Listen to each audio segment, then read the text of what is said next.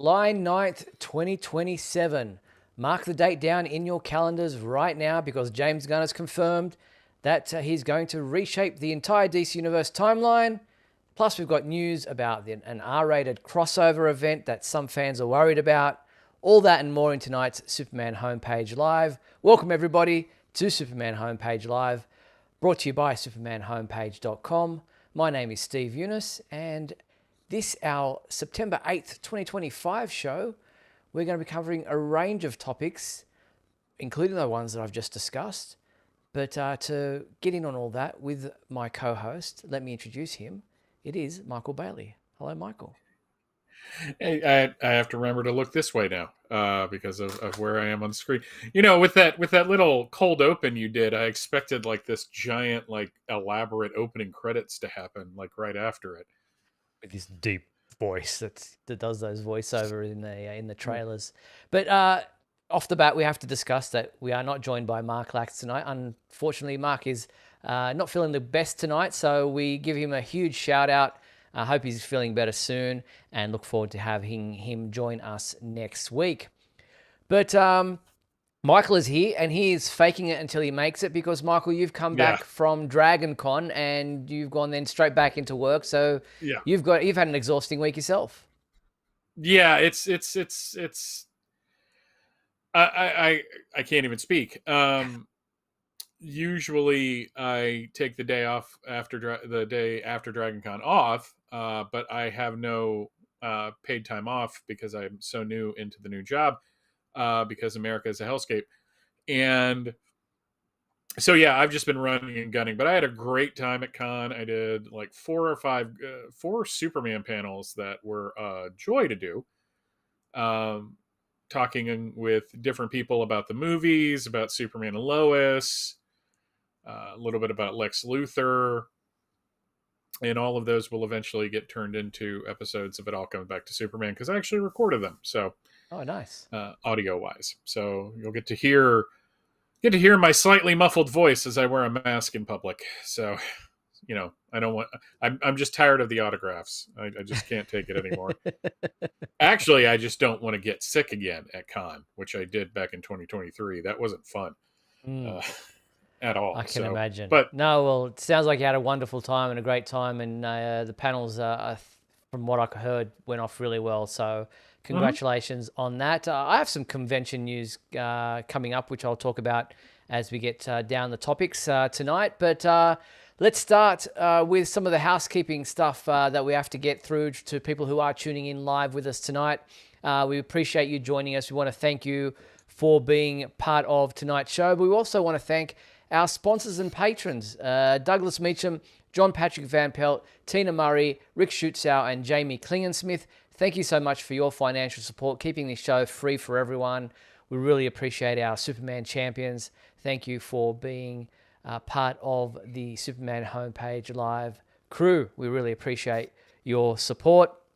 And if you'd like to join those fine folks and be a supporter of the show and have your name or business read out at the beginning and end of every live show, then all you have to do is go to patreon.com/Superman homepage, where you too can have your name read out in the credits. There are different levels of membership with different levels of perks, one of them being a sponsorship level. We want to also let you know that if you do want to be part of tonight's show, there is a way of doing that. You can be a live caller tonight, and Michael is going to explain to you just how you get about doing that.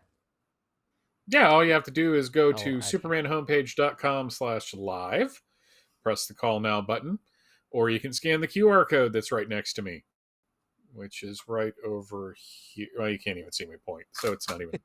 Uh, that psych gag didn't work. If you are going to call in on your desktop or laptop, and you're using a speaker to listen to us, an external one, please, obviously we're all using speakers of some sort, but if it's external, please mute that if you're going to be on the show because we have a bit of a delay and that can screw things up. Also, if you're going to use your smartphone or your phone in general, I don't know the intelligence level of your phone and I don't like to cast dispersions people. Please use like a headset or something like AirPods because for whatever reason, whenever anybody has ever used like their speakerphone, there's this weird crackle that we can't figure out. Yes, so if you are going to join in, be part of tonight's show, we invite you to do that. But if you're a little bit shy and you don't want to get on tonight as a caller, then you can participate in the comments. We're across YouTube, Facebook, and Instagram tonight. So feel free to participate in the comments there. Michael and I can see what you're saying, react to any questions or comments you might have. So make sure you get involved in that way. And if you are watching via Instagram and you're only seeing my right ear and Michael's left ear, then feel free to go to supermanhomepage.com/live, where you can watch the entire show in widescreen Panavision. That was the old yeah, I'm dating myself. I was about to say, are we gonna say in Technicolor at this point Yeah, and that's really right. date ourselves? So get involved in the show that way. All right, let's get into tonight's topics. And we always like to start with the movie side of things. So let's get into what's happening on that front. And we have some, let's start with the box office, where things are at the moment, because as we know, the movie is available digitally, but it's still showing in certain elements, in certain areas on the big screen at your local theater. And Variety just recently reported on the fact that Superman has helped Warner Brothers achieve an unprecedented theatrical milestone, and the movie itself has created a $125 million theatrical profit for Warner Brothers, which is fantastic news, because if you listen to some quarters of the Superman fandom, it's bombed. Well, yeah, but if you listen to some corners of the Superman fandom, nothing is good except the Superman that they like. I think it's kind of interesting. 125 million is nothing to sneeze at, just in general. But considering the amount of money they dumped into marketing, Mm. like the fact that they were able to make all of that back, and then on top of that make like 125 million dollars, is kind of amazing.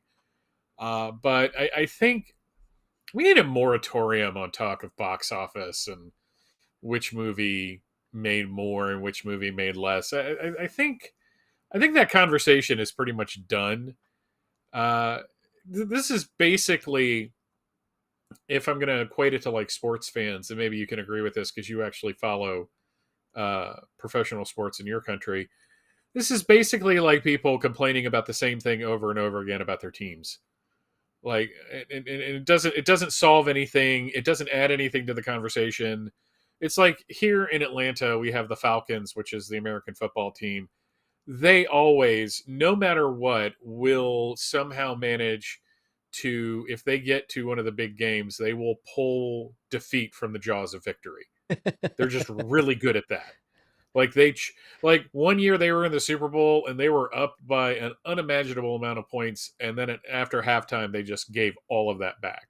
But talking about that doesn't solve anything. No. It's just basically pointing out the same thing over and over again. And I really feel like that's the box office talk. Plus, I get the feeling that most of the people talking about this have no idea what they're talking about. They're just regurgitating something they read online. 100%. Unless you're in the industry and you know how the box office and marketing and budgets and all that kind of stuff work, you're a producer of some kind of note, then you have really no idea. We're just sprouting numbers and telling people what's been reported on. We don't, pertain to we don't say that we are experts in the industry by any stretch of the imagination. We're just relaying the messages, so don't shoot the messenger. But if Variety, who does have people in the know and who is reporting on these numbers, says that the movie made $125 million profit for Warner Brothers, then that's great news. And, we're not here to compare what it did compared to what other Superman movies have done, because that's just fraught with disaster, because there are so many different nuances as to, what happens in, I mean, it's like going back to your sports analogy. It's like comparing a team from 2025 to a team from 50 years ago. Like, Yeah. it's completely different. You cannot say which team would have been better, because, sports science has changed, athletes' bodies have changed, everything has changed in that time frame. So you cannot. It's just ridiculous to do that. There's nothing to be gained by trying to compare films from different eras. Yeah, and I think we should just be kind of happy. Like, they're reporting $125 Exactly. million profit. That's good. that's like something to celebrate. If they're pumping that number out, they're proud of it. Because if they weren't, they wouldn't say anything about it. Exactly. So the fact that Superman is doing well in 2025, nearly 90-year-old character, it just bodes well for the future. And we've got more future to look forward to because James Gunn Yeah. has announced that he is pretty much finished writing the treatment for the next Superman film, which will be titled Man of Tomorrow, and it will be released in theaters July 9th, 2027. So my first two reactions to this when I saw it was, "Oh God, I'm still tired from the last one," and I mean that, and I'll elaborate on that in a I'm with second. you. But my other thing was, 2 years is a really fast turnaround for these movies. Mm-hmm. The Batman films kind of cued in on the fact that like a 3 year gap, and the Star Wars films are the same way. A 3 year gap for some reason works because it gives everybody enough time to kind of develop a new script and not to rush into it. And sometimes it works. Like Spider-Man 2 was great. And that was like right into production after the first one almost. The downside is like Batman and Robin, which is a film that I actually personally like, but it wasn't well received and it was rushed into production. And you could probably say the same for Fantastic Four: Rise of the Silver Surfer. But the difference here, and we're going to talk about this in a second, is that Gunn is apparently a workaholic, Hmm. and he's had this script in his pocket for a while, at least the story for it. So, but more on I'm just. It's been a long year, Steve, and It's not even it over. was, and but I mean, like as a Superman fan, from the moment Gunn released that first picture of the S symbol on February 29th, 2024, we were off and running. Mm-hmm. We just, and we were following the movie and getting excited and getting all the set pics, and then the trailer started, and then the Puppy Bowl happened. And we got trailer after trailer and blah blah blah, and it's all this leading up to the movie, and getting popcorn dispenser things, shaped like crypto and all that. And then the movie came out, and like the discourse started, and that was exhausting. And then we get into August, and they release it digitally, and a whole new bunch of people want to enter the chat. And then it's just like I'm like ready to take it. I want a nap, I want a juice box, and I want a hug. And then he's just like, "Hey, the new movie's coming out in 2 years," and I'm like, "What?" And don't get me wrong, I'm happy. I want a sequel to this film, but I also want a break, and I know you're feeling it harder than I am. It's true. It's like a double-edged sword. It's like it's fantastic that we're getting another Superman movie so soon after the first one, and I'm loving that fact that's happening because, usually we're waiting forever and we just don't know if these things are going to happen, and you just don't know what's coming. But yeah, as I've said multiple times, this Superman movie from 2025 has seen me be busier in the nearly 30 years of running this website than ever before. It's just been non-stop. And that's part of the way the internet works these days, is everything's got to be immediate. Used to before you'd be kind of drag your feet a little bit when reporting things. Not everybody wanted everything straight away because we didn't have social media and all that kind of stuff where everything's instant. And publishing has become easier with phones and everything. You can post things quicker on from bed. I wake up in the morning, I'm like, what has happened overnight? Oops, shit! I need to put that on the internet, and away we go. So things are happening so fast these days, and you just got to report on them instantly. So I'm really happy that we're getting another Superman movie. But like you, I'm exhausted still, and just trying to decompress from the last one. So we've got a busy couple of years coming up. We've got Supergirl in Yep. 2026. We've got Superman, another Man of Tomorrow in July 2027. It's just going to be, a roller coaster ride, and it's good news. We love it. We love being. I mean, there have been weeks when we've been doing this show, whether it was Radio KAL, the predecessor, or Superman Homepage Live, when we've had to really try to drag out the hour of discussion to try to fill in things, Yeah. and had stuff in stuff that try to drag out each topic to make the full hour. That hasn't been the case for a long time, because of the fact that we've had so much Superman stuff to talk about. There have been topics that we've just had to leave off the docket. So it's great news, but at the same time, I don't know how James Gunn does it. Because he's not just I, doing Superman. He's doing Peacemaker. He's doing this. He's running the studio. He's like, where does this man sleep? I think he's just doing what he loves, and I think this Exactly. is it really seems like this is where he wants to be. I'm impressed by it, and I know that just announcing it, we're not going to really get a whole lot for the rest of the year. No. They're going to be in. He's finishing up, the Peacemaker rollout. They got Supergirl coming out, and I'm sure it's going to be like the it's going to be like the first movie, where it's going to be a lot of pre-production. Mm-hmm. Hopefully they won't have to go through any kind of writers or actor strike, Mm. like they had to deal with, which kind of slowed him down. But it's going to be production art, because he plans everything so meticulously before he starts shooting, which is why shooting goes as well as it does.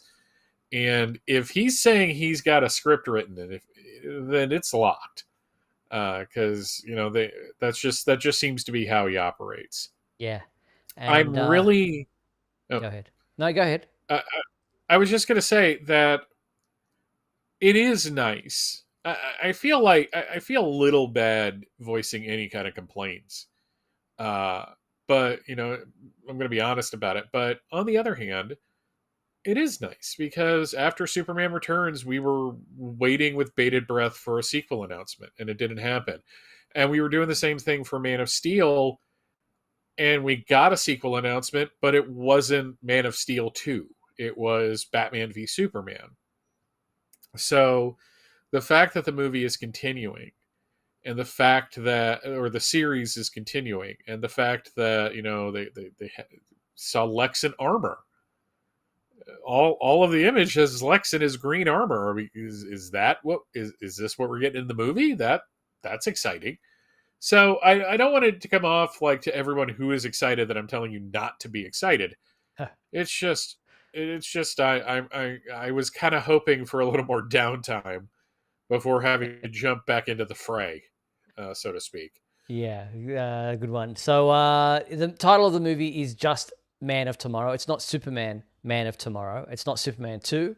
It's just Man of Tomorrow. So, and then the images. We had 3 images released in conjunction with the announcement. This one by Jim Lee, which, as you said, shows, all 3 of them show Lex in his green and purple armor.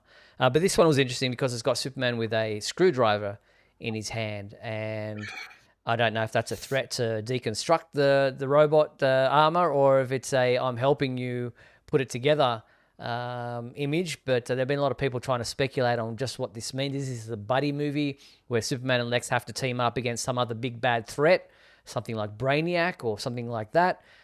We don't know. There's a lot of speculation happening at the moment. We just don't know too much at all. This is another one by Jorge Jimenez, was the second image. David Corenswet and Nicholas Holt posted these 2 additional images. And this one here was, who was this one by? I'm just trying to see. This one was by Mitch Gerards, or Gerards. So they're and they're fighting definitely in that one. But yeah, very interesting images. We just don't know what they mean or how the film will come together. Is Lex Luthor, does he get a pardon? Does he, is he required to help out? We don't know. As I said, a lot of speculation. But as you said, James Gunn says he's written a script. I'm sure there'll be lots of rewrites and things happening, but he does pretty much have the story locked away and ready to go. Otherwise, he wouldn't be announcing the film as having a release date as yet. So, yeah, where are you thinking this is going to go? Do you have any ideas? I Man, every time I guess about something with the movie, I end up being wrong. It's amazing. It's not like the Superman and Lois where I had a 50-50, where I had a 500 batting average. If it is a buddy movie, I think that's way too soon to do a buddy movie between the two of them. I but I think, God, it's so weird because I'm kind of, it's not that I'm tired of heroic Lex or Lex being, put in a position where he and Superman are facing off together against a greater threat. Uh, but if Gunn has a good enough story for that, I'll buy it. I mean, I bought 98% of what he presented to us in this film, so I I just like the fact that we're going to get the power armor. And I'm not not looking forward to the 1,500 billion TikToks explaining the origins of that and getting it wrong. Uh, that was snarky. I'm still going to stand by it, but I will Yeah, acknowledge the I'm with you. snark. But no, it's just it, it's almost like I just want to step away and just enjoy the Yeah. film, like just as a fan, like not worry about commenting on it, not following every minute piece of thing, and just like walk into the theater and go, "Oh, that was good." Uh, but Good luck with that. no, I think having Lex and Lex in the armor is very telling about at least what they're going to do. And Man of Tomorrow, man, I actually saw people having to explain to other people why that's a thing, and it's just like, read a book. Um, but people are like, well, what if Lex is the Man of Tomorrow? And I'm like, let's can we not make him a hero yet? I guess that's where I am. I don't want Lex to be a hero yet. I think it's way too fast. No, fair enough. Well, there's been some questions of James Gunn about this announcement.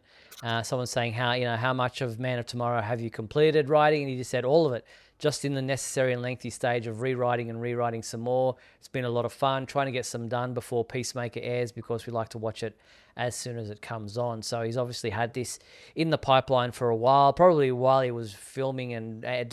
editing Superman. So he's been in up to his eyeballs doing it. And then people asking him, is the title of the movie Man of Tomorrow, or is it Superman Man of Tomorrow? And he said, no, it's just Man of Tomorrow. So there you have some of the details of some of the questions that people have been asking him. But yeah, so he says it's written, all of it's done, and yeah, just July 9th, 2027. Mark it in your calendars. And obviously we've got Supergirl before we get there, but it's exciting news. And then during the week, we also had this image pop up on social media with David Corenswet showing us that yeah, he's sitting there with, or standing there with, John Cena on the set of Peacemaker season 2. Just the photo, no fanfare, no press release, just the two of them casually taking a photo together. Now, do we think that it's just, because they're filming certain things at the same time? Did he just seem to happen to visit him on set while he was in full costume? Or, as some people are speculating, will Superman make an appearance in season 2 of Peacemaker? Because we do believe that Peacemaker season 2 leads directly into Man of Tomorrow. That would be weird because that's a lengthy lead time between this season 2 ending and Man of Tomorrow happening. I like, if he's got a cameo, great. If he doesn't, also great. Seeing a picture of two guys together, I remain kind of amused by John Cena embracing this role as much as he has. My favorite interview so far is somebody asking him if he thinks Peacemaker could take Superman, and his reaction was, "Did you see that movie? That's like watching game tape and knowing you're going to lose." Um, so I just I, the idea that he could be in the show is on the table because it's all one continuity. It's all one world now. We've established that Guy Gardner and Hawkgirl and Maxwell Lord were on the show. And So Peacemaker himself appeared in the Superman film. in the Superman movie. So it's not like out of the realm of possibility. Now, one of the things that we will be discussing is some people are uncomfortable with this, considering the level of adult stuff that happens in Peacemaker. I think there's a fair bit of pearl clutching around that, but I don't know exactly where I fall on it, but still. Yeah, well, let's address that. James Gunn did take to social media to answer some fan concerns about Peacemaker being R-rated and Superman obviously being PG-13, and how that kind of would work with the crossover and Superman appearing in a show that is R-rated. And James Gunn has been pretty clear that people who went and took their kids to see Superman should not be allowing them of a certain age to be watching Peacemaker. It's not the same level of viewership. It's definitely something for adults only. And so when asked about that, James Gunn said, obviously that Peacemaker is R-rated, and he said, as I've said countless times, you can watch every project by itself, of course, just like you can watch Peacemaker by itself or watch Superman without seeing Creature Commandos. But Man of Tomorrow and Peacemaker Season 2 are very, very connected. So he understands that there are concerns out there, but just because something is part of the same universe doesn't necessarily mean that every member of your family should go and see every element that is out there. Because even Creature Commandos, which is an animated series, is not necessarily a cartoon for kids. I No. wouldn't be I wouldn't be letting anybody under like 13 or something watch Creature Commandos, even though it's a cartoon. I think we can go back to Simpsons. It's not necessarily everything in there is for the kids. Just because it's a cartoon doesn't mean it's not everything just because of the medium means it's automatically for a particular aged audience. Yeah, it's a tough needle to thread to a certain extent. I get why people are put out by it, Mm. because on one hand he's saying you don't have to watch everything, which is kind of nice. I like that there's like he has like little. He's not putting any pressure on you to watch every single thing. Um, I also appreciate to a certain extent that there are different tones to these projects. That Peacemaker is more adult and appeals to a much older demographic, Mm-hmm. while Superman is for everybody. Like literally, 4 to 500 could go and see that film.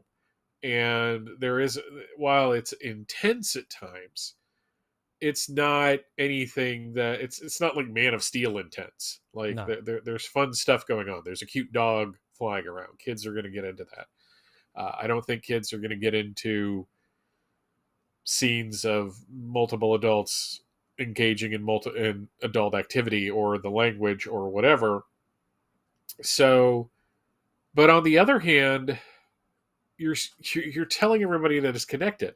And if you're saying that Peacemaker season 2 and Man of Tomorrow are very, very connected, that's almost like saying, well, you don't have to watch it, but they're connected. It's just Yeah, it seems like a little bit of mixed messaging there. I agree. I will now watch Peacemaker just to see how it is connected, but it would not have necessarily been a show that I would have watched, not because of the R rating, but because it just didn't resonate with me as something. I did watch Creature Commandos and I enjoyed it for what it was, but again, I only watched it because it's part of this DC universe that we're supposedly all connected. Everything's connected together, but.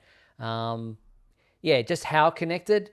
He says you can watch it as a standalone, which is great. You don't have to have known what's gone on beforehand. You don't have to see Peacemaker season 2 to watch Man of Tomorrow.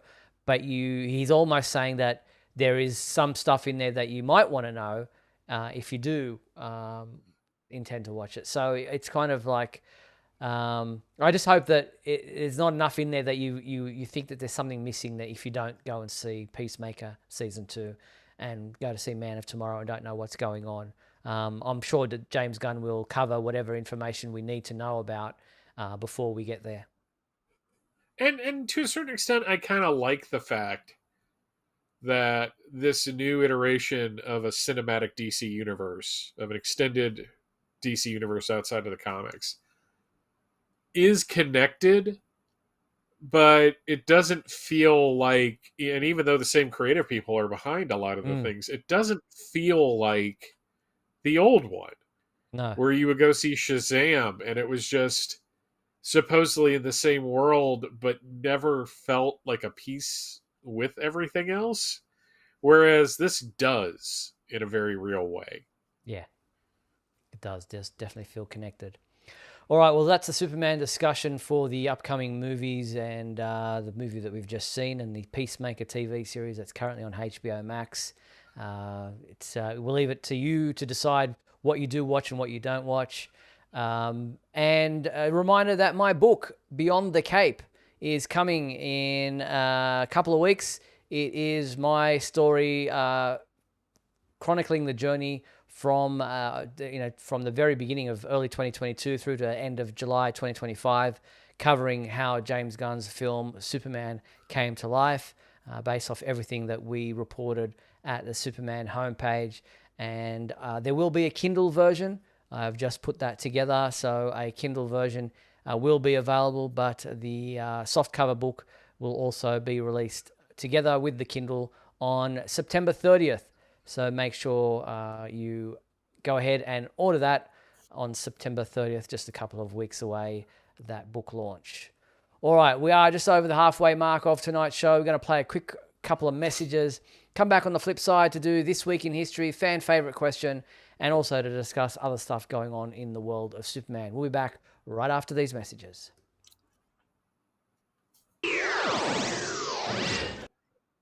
We'll be back in a moment with the exciting climax of today's episode. So stand by.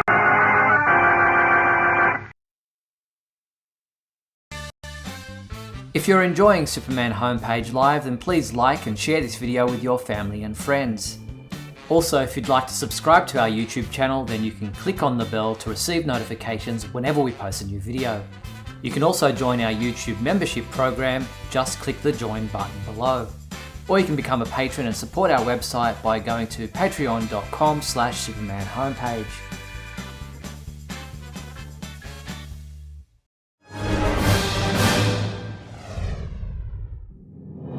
Look, up in the sky. It's a bird. It's a plane. No, it's SupermanHomepage.com, the #1 Superman fan site in the world. SupermanHomepage.com, covering the world of Superman from the 1930s to today. News, reviews, rumors, and reports. SupermanHomepage.com for all your Superman comics, TV shows, movies, cartoons, radio shows, and more. Everything you ever wanted to know about the Man of Steel and more.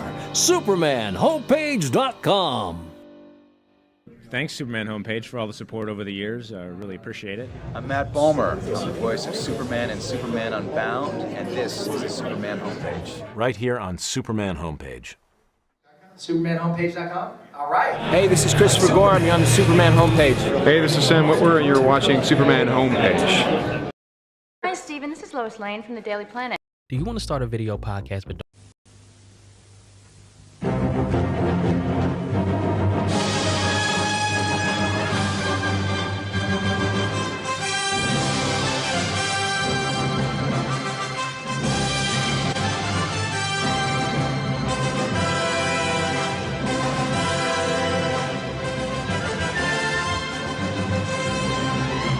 This Superman movie is brought to you by Canon, the world's leading camera manufacturer.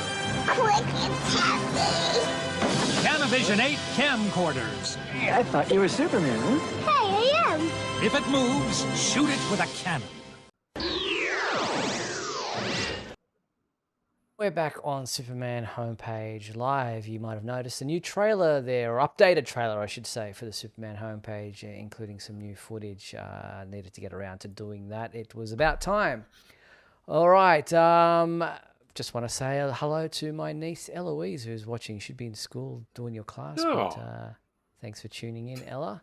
And to, who was it asked me? The Dasman said, where do you get the time to write a book, Steve? Do you sleep? Yes, I do sleep. And yeah, putting the book together was a labor of love. It obviously included a lot of the stuff that we'd already collected over the time, reporting on everything that had happened. So it wasn't too difficult to kind of put things together using the information that we had already had published over the last couple of years. So it was just about kind of piecing that all together. And technology today is pretty handy in helping you do all that. All right, so let's get into the topics actually the regular segments that we have to do. I want to start with our fan favorite segment of the show.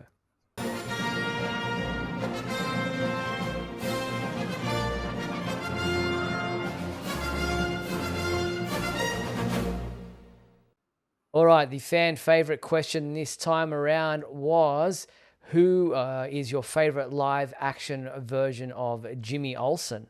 And we had a couple of responses to this one, as we have over the last couple of weeks with this theme. Michael, who was up first? JP Rocha, who wrote, my favorite Jimmy Olsen can only be Ladies' Man, Skylar Gazondo. Gazondo is Jimmy. Thank you, JP. Straight off the bat, a vote for Skylar Gazondo. All right, next up we had Cara Lacka, who said, my favorite live action Jimmy Olsen is definitely Justin Whalen from Lois and Clark. We really got to explore who Jimmy was with Whalen, and even with Michael Landis from season 1, how he's truly Clark Kent, Superman's best friend.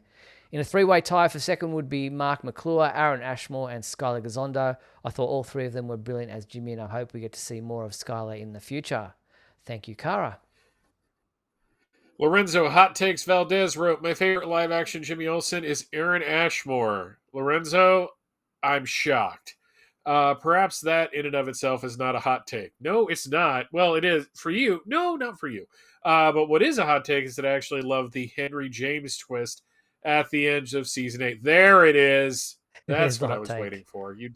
You did not disappoint on that, both in terms of the jaw-dropping subversion of expectations of the quote-unquote real Jimmy being Henry James' younger brother, and the disturbing nature of Davis himself rather than Doomsday killing Henry James. As Henry James, Aaron is adorably awkward, and I appreciate how he carries on the tradition from Lois and Clark, The New Adventures of Superman, of Jimmy calling Clark CK. Love triangles are another fictional trope that I eat up, and Henry James gets involved with 3 of them, be it Clark, Chloe, Jimmy, Clark, Jimmy, Cara, or Jimmy, Chloe, Davis.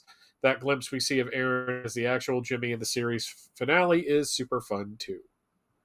Thank you very much, Lorenzo. Next up, we had Alfie Falcitelli, who says, Jack Larson was a great Jimmy and the best actor to play him for the 20th century. However, I think Skylar is the Jimmy for the current century. He's practically stole the new movie, in my opinion. I don't want to completely disregard Sam Huntington in Returns, because I did like him for that movie, but Skylar is the man. Thank you, Alfie. Ryan Ignatius Pratt wrote, my favorite live-action Jimmy Olsen would be Justin Whalen. As a teenager during the 90s, I felt a sort of connection with Justin's Jimmy Olsen on Lois and Clark, seeing some of myself in him. He also reminded me a bit of the third Robin, Tim Drake, my second favorite comic book hero next to Superman.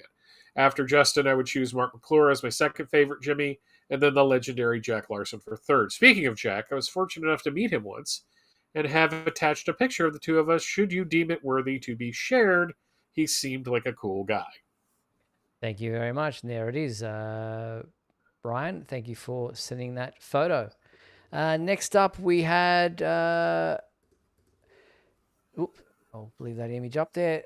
We had Celeste Sims. My favorite live-action Jimmy Olsen is Skylar Gazondo from James Gunn's Superman. His take on the character is, for the most part, well-grounded and cares about the people. I've seen others like Aaron Ashmore from Smallville, but he seemed too self-absorbed in his own world, trying to prove that Tom Welling is Clark Kent is Superman, even though most people already knew that. Skylar is interested in other people's opinions and ideas. He put his witty, flirty style to his journalism. I really enjoyed it. Thank you very much, Celeste. I gotta say though, isn't it true that like everybody on that show is way too self-absorbed in their own things? Very true. I mean, wasn't that like a hallmark of Smallville?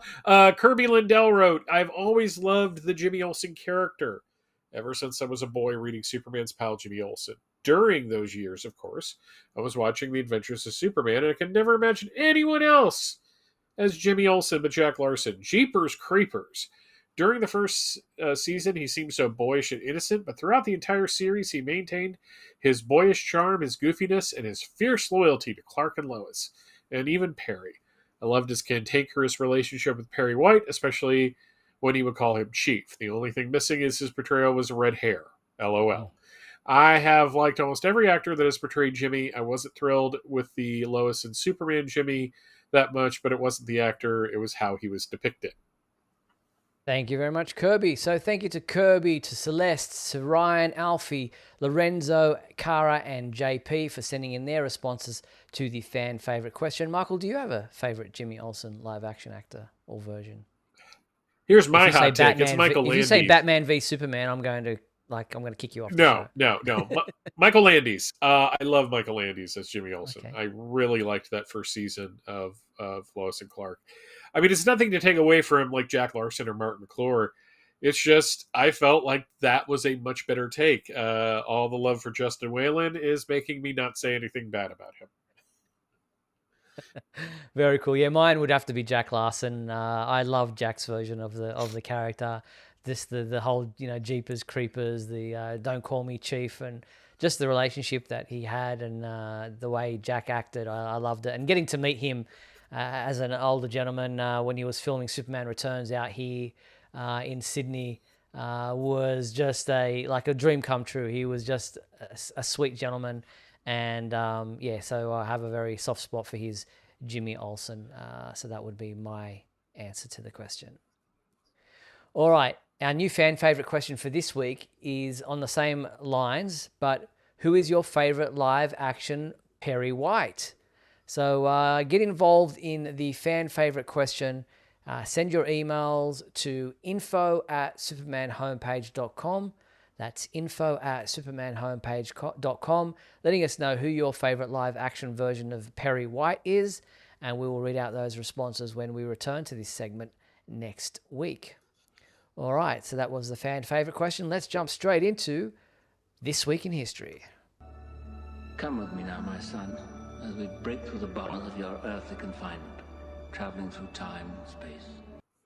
All right, before you do jump in, Michael, sorry, I just wanted to...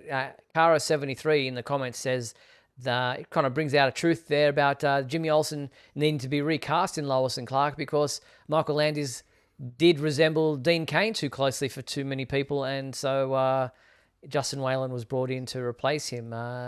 You think that the casting directors at the time would have seen that kind of similarity to start with?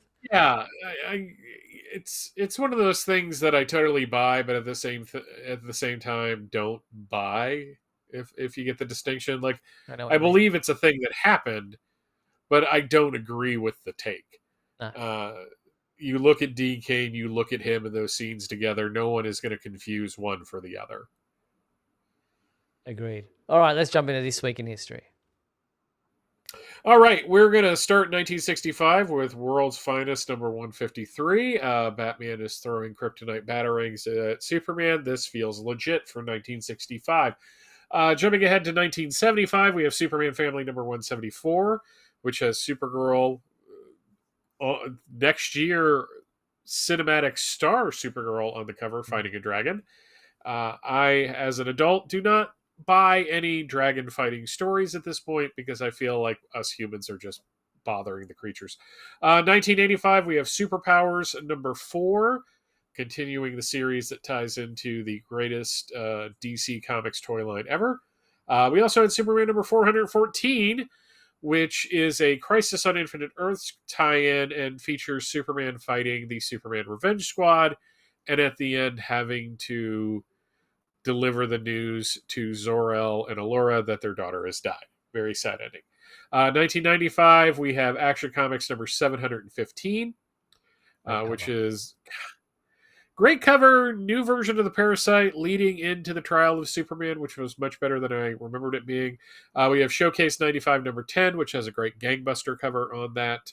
Superboy Annual number 2. This is where it was revealed that the other half of Superboy's genetic makeup was Paul Westfield, which would be later retconned to be Lex Luthor.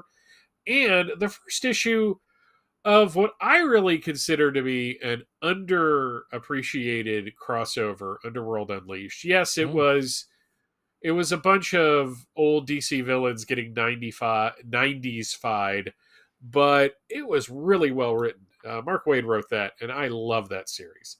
2005, we have Justice League Unlimited number 13, which has Steel on the cover fighting Red Tornado. Guys, just get along.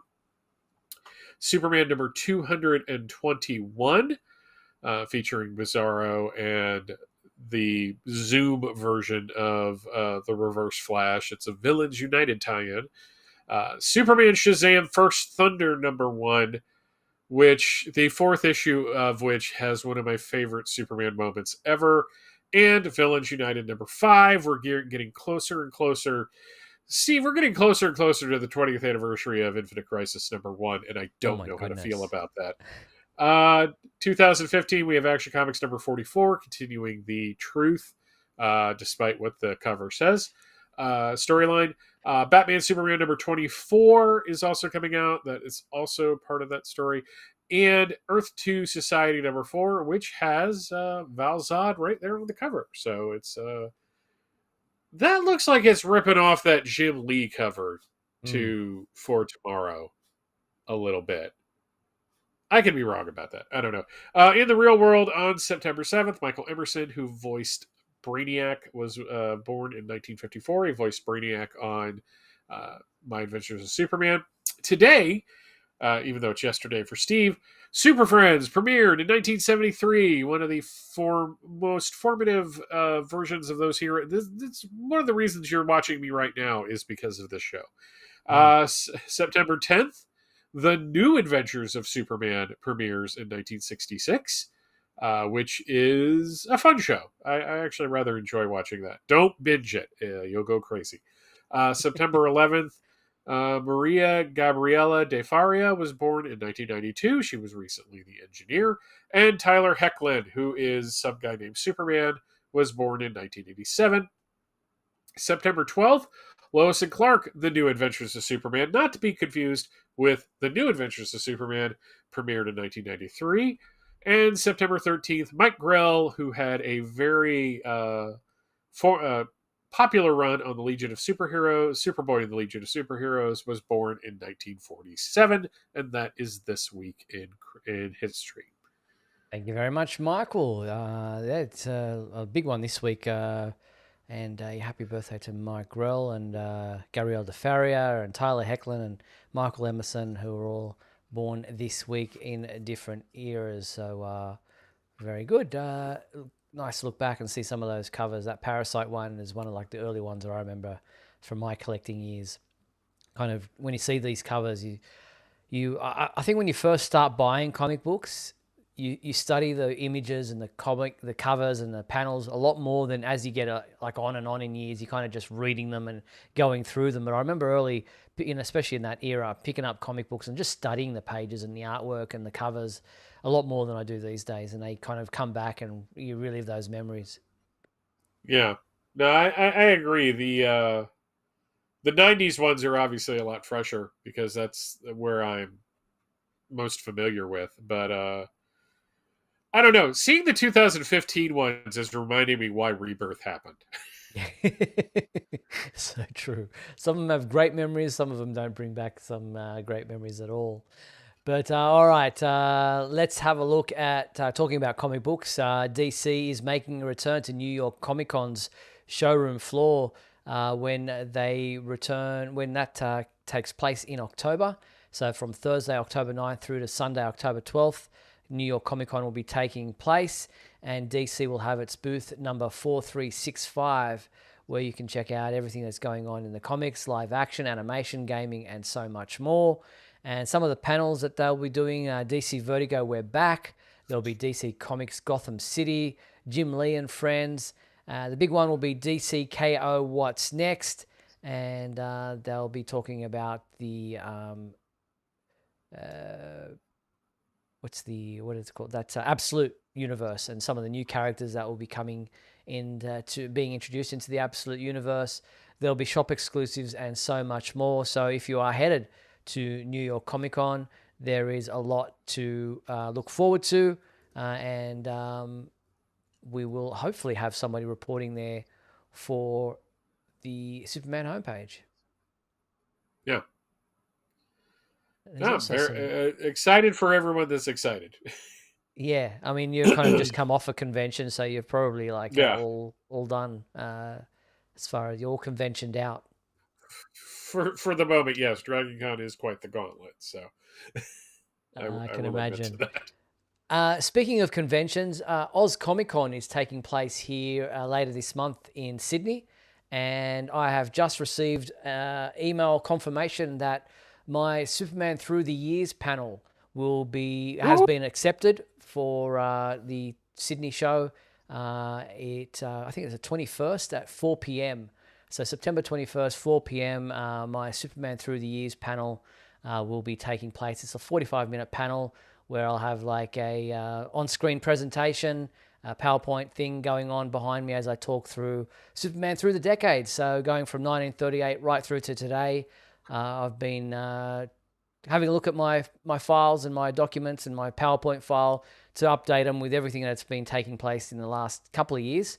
I did this one a couple of years ago, so I needed to kind of bring it up to date and talk about everything that's happened.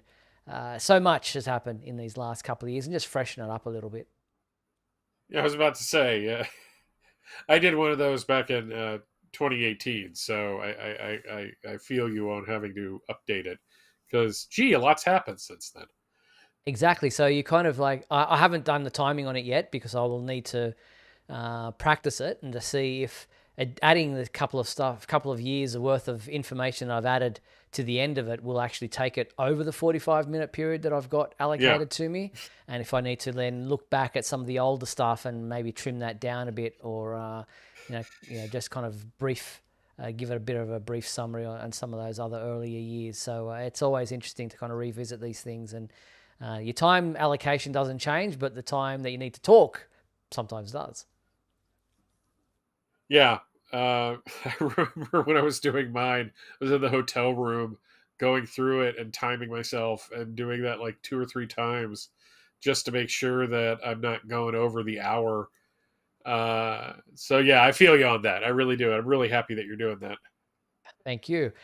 Superman Worldwide on Instagram has asked if my previous version is online anywhere. Yeah, it is on our YouTube channel.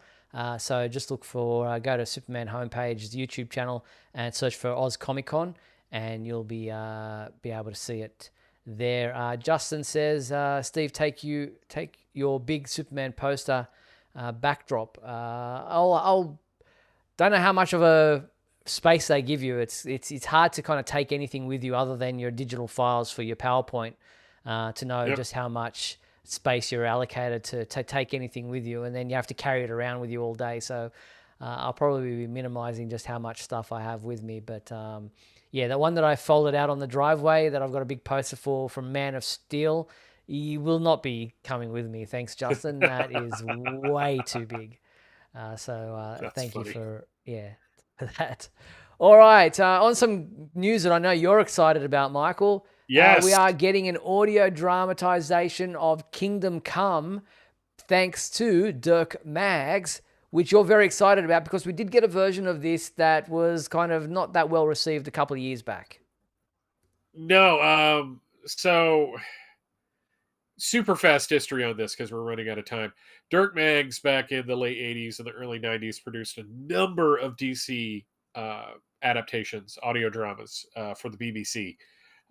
They did a Superman 50th anniversary, a Batman 50th anniversary. There's the Adventures of Superman series, which is excellent. That was in 1990. And then he adapted The Death of Superman and Nightfall. And then I guess Warner Brothers decided we could do this ourselves, and they started producing their own.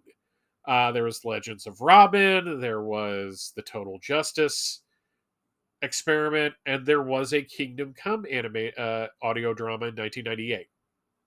And it was fine. There are some parts of it that are really bad. There are some parts of it that are really good. But I wanted Dirt Mags to do it. Darn it. Or graphic audio. But Dirt Mags mainly because of, the time period. And now he's getting to do it. And I have confirmation that Mark Waid does have another cameo. He did a cameo in the first one, and he's got a cameo in this one that's a little more substantial. Mark Thompson is reprising his role as the Man of Steel. I think, going on what I saw on Threads, Lorelei King, who is Lois Lane in the Superman productions, is going to be Wonder Woman. I think. I'm pretty sure that's accurate. There you go. So yeah, this as you mentioned, Mark Thompson, he did the voice for the All-Star Superman audio adaptation, and so he's reprising his role as Superman. And this will be released, I believe, when is November 18th. There you go, November 18th. There it is, set for release November 18th. Obviously, it will be available in different audio formats, whether that's a digital download or I guess they're doing a CD version as well. So yeah, make sure you check out the links at the Superman homepage once that is available for pre-order. So Kingdom Come audio drama, I'm excited about that. Also available for pre-order at the moment is Funko's new Classics Superman Funko Pop vinyl figure. This is a really cute one, and that's available also as a keyring version. So if you're into Funko Pops, that is available to pre-order through our website right now. And also, you can pre-order this print, the Superman art print by Sebastian Fiumara. That is available to pre-order now from Sideshow Collectibles. So that is one that fans might be interested in having a look at too, and that's available to pre-order through our website. Also, before we wrap things up, as we're getting towards the end of the show, this past Sunday here in Australia was Father's Day. We celebrated at a different time. Mother's Day is the same between Australia and America, but Father's Day is a different time here to the first weekend or first Sunday of September, or early in September anyway. And the neighbours across the road, little girls made this Father's Day card for me, and when you open it up, the shirt is Superman, and they've got some messages there. Yeah. So to Yazzie, Pia, and Eden, who sent me this Father's Day card, thank you very much. And also my own niece, Ella, did me a nice little Father's Day card as well. So thank you to them. It's always nice to be recognized. All right, that pretty much wraps us up for the end of Superman Homepage Live for another week. Again, our well wishes to Mark Lax. Hope you're feeling better soon, Mark. We look forward to having you join us again next Monday night. But to my co-host for tonight and good friend Michael Bailey, thank you, Mike. I'm glad Dragon Con went well for you and that you've survived.